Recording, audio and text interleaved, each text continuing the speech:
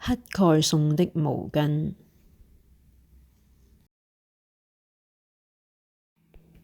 有一個乞丐，肚子餓了好幾天，向王夫人討一口飯吃，王夫人卻把他趕走。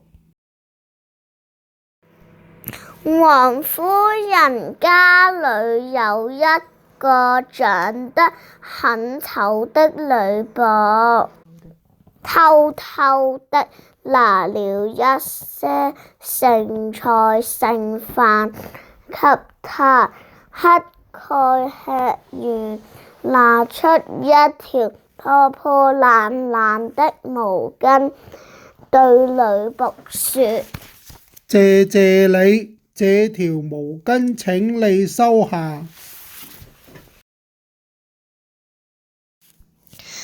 第二天早上，醜女僕用這條毛巾洗臉後，端早餐給王夫人吃。王夫人盯着她，一句話也說不出來。醜女僕覺得很奇怪，趕緊問：我臉上有什麼東西嗎？然後拿出毛巾擦擦臉。王夫人大叫：你的臉！家裏的人都跑來看，大家都大吃一驚。醜女僕趕緊拿鏡子來照，才發現自己變成美女了。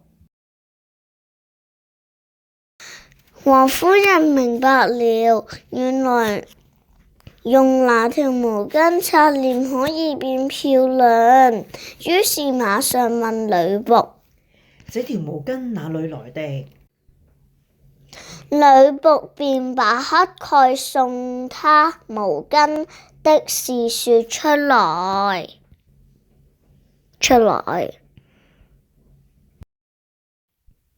於是王夫人就請全城的乞丐來大吃大喝。吃過飯後，王夫人拉着一個乞丐說：快把你的毛巾給我！乞丐沒有辦法，只好給他一條髒毛巾，拼命往臉上擦。